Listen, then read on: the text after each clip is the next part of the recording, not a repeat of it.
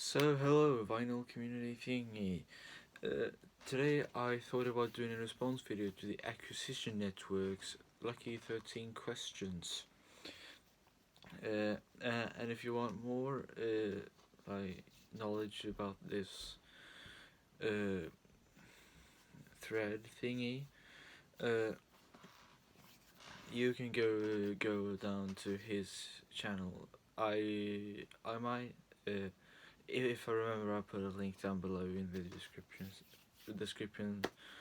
So, and I got 13 questions here, hence the name. And without no further ado, let's start this off. First question is: pick a label, a record label, then show your favorite album in your collection from that label. I chose Music for Phonician / Roadrunner, and my favorite record of that label is Merciful Fate, Don't Break the Oath. Well, this might not come as a surprise because this is my favorite album of all time, so of course I had to include this at least once. So, and it is pressed on the label said Music for Nations, if you can see it right there.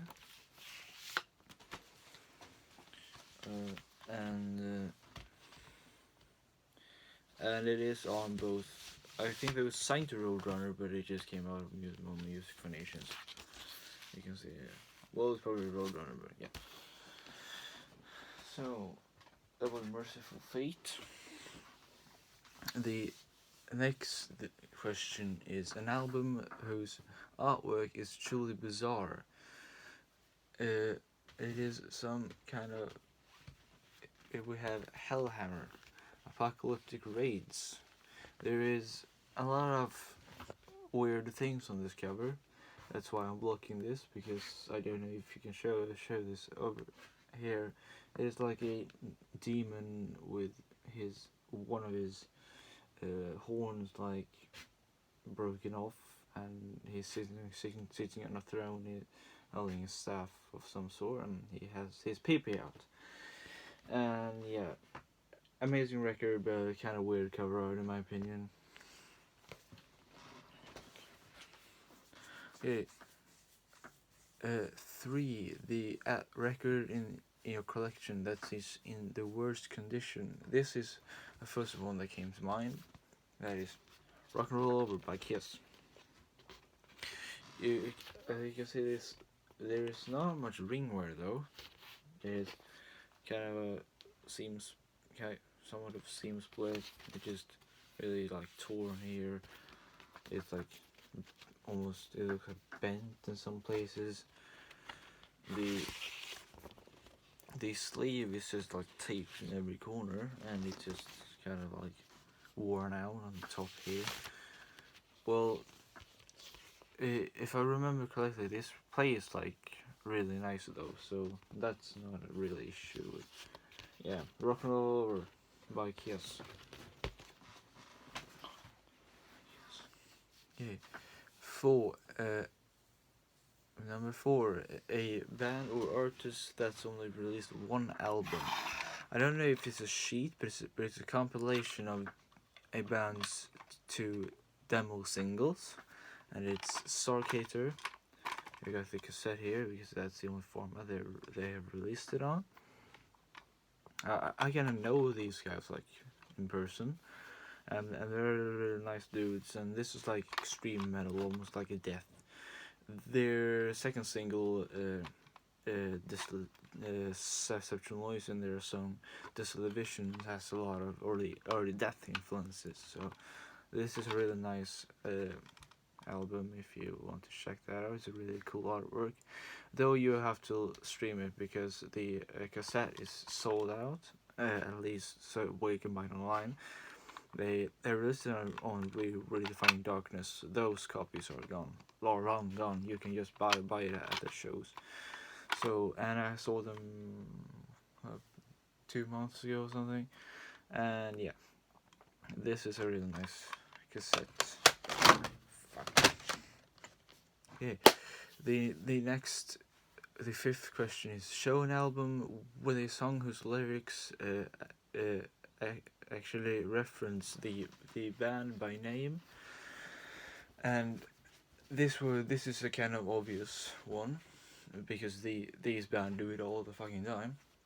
And it's Manowar, and the song I chose was Kings of Metal. They got a lot of others, like in Fighting the War, for example. They got Manowar made of steel, not clay, and stuff like that.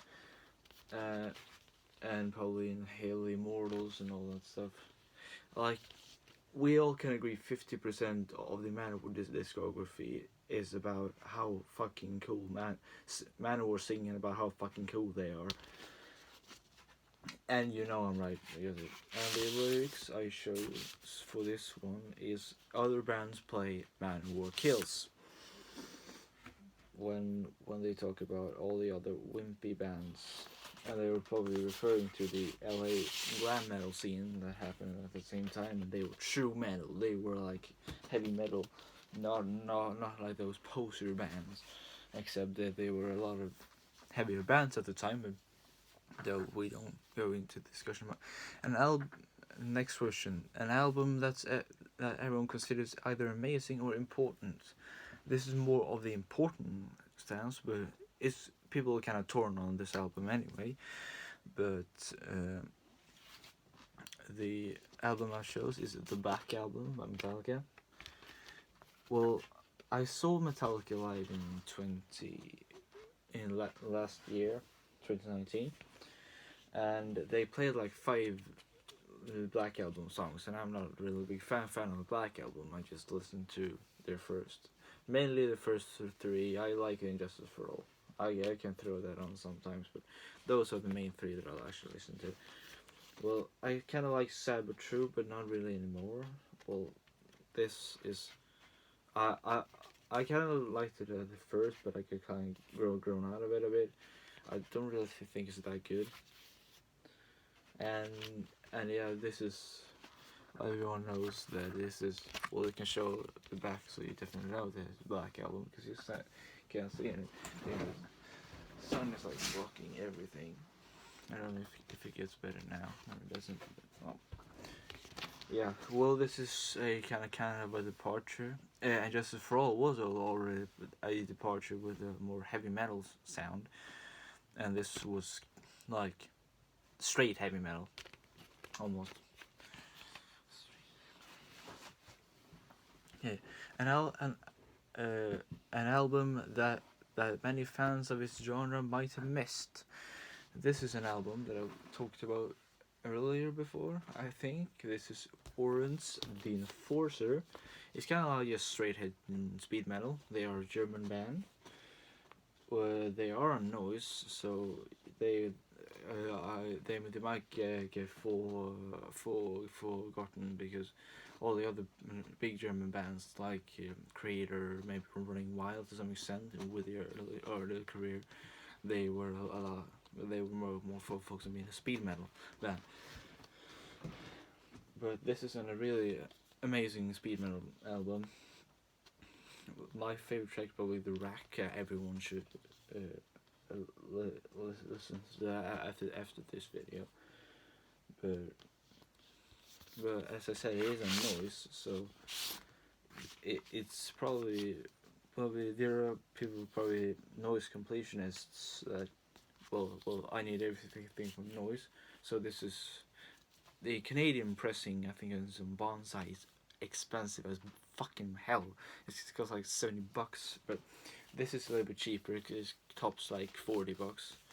This noise pressing. It is still a really good album. It probably is on YouTube. It is on Spotify. I know that, so you can check it out on Spotify if you haven't already. The 40th anniversary of 1980 is here. Now show a beloved album from this year. I thought about Iron Maiden, but I didn't do that because I already got an Iron Maiden on this list that's coming up. Okay, first, I'll take an maybe even mm, classic, an even bigger classic from this year, British Steel. It's not my favorite Judas Priest album by like a long shot. Well, it's pretty good. It's better than some of the other albums, like in my opinion, Point of Entry, Turbo. But uh, the main songs are like, well, I almost can't stand Breaking the Law anymore because I don't think it's good anymore. I can't stand Living After Midnight. It's pretty catchy sometimes, but the other songs like the first side leads are amazing. Like Rapid Fire, Metal Gods, and Grinder. I actually like United. It's one of my guilty pleasure Priest songs, or if you can say, well, probably guilty pleasure pop ballady things. But Judas Priest, British Steel. The album by an artist that represented a musical departure for a band or artist. This might not be like a like one that most people would bring up, but it's Iron Maiden's Number the Beast. I feel like the first two albums were a little bit punkier and I had a little more of a raw heavy metal sound. This is like more, I don't want to say poppy, but it's a little more clean, a little bit more like not punkier. It's had a little more mainstreamy, like the regular Iron Maiden sound that we would know for the otherwise of the 80s.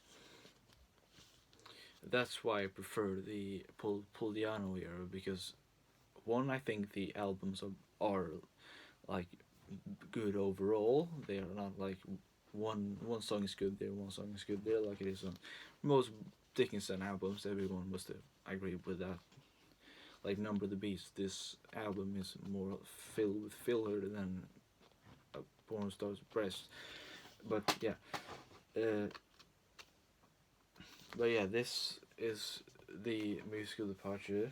Well, it's still an amazing album. It's well, I personally like this album. It's one of the albums that got me into metal. Well, for most people, most songs are filler. I actually like those songs because I'm weird. Okay, next song is a band by artists you avoided in your youth, but you really dig now. Well, I am still young, so I just thought of a band that I recently got into.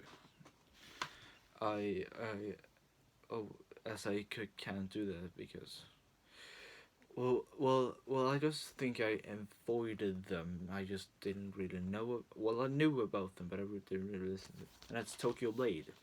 Night of the Blade. I listened to this record extensively since I found it. It's so fucking amazing.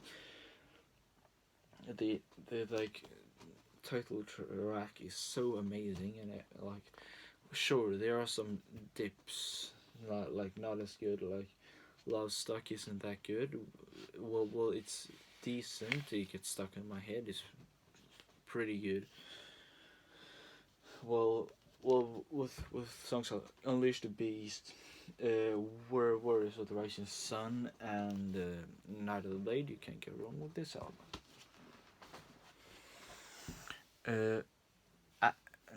Number 11, an album cover you'd likely not show your sweet little old grandmother. This is probably one that most people would think of, and that's Hell Waits by Slayer. As you can see, there are a lot like the Slayer logo was a pentagram, basically at this point, and like Hell awaits. It's like hell and Satan stuff, and well, there's people's like heads been torn off and people's innards get ripped out and people's eyes peeled out, and yeah, not really pleasant cover, but it's an amazing album because it's Slayer.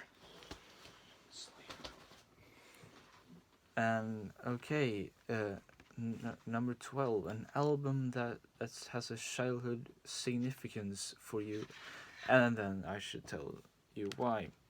This probably is the one now that thing on my screen. this is the album that basically got me into listening to pop. Well, I kind of listened to a few power metal songs and like Black Sabbath before, but this is the album that started this getting to me into harder music.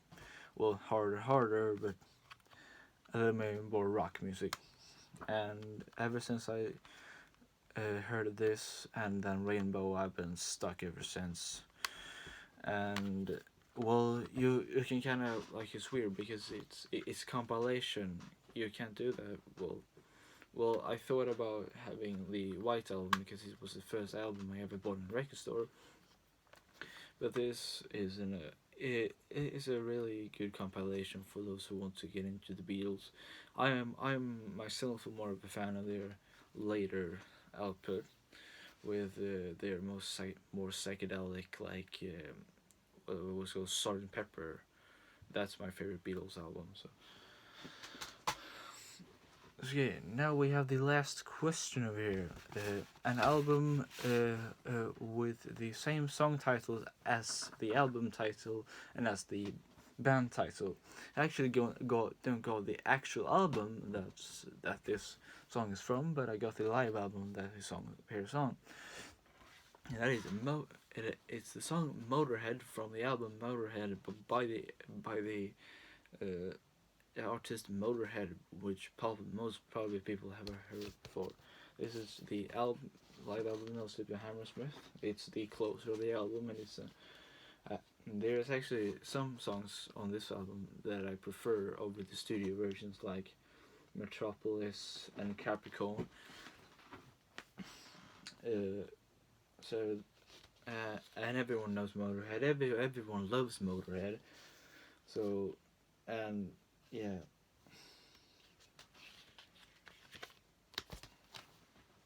That's about it for this video now. I'll probably leave a link to the Accusation Network's video down in the description if I remember it.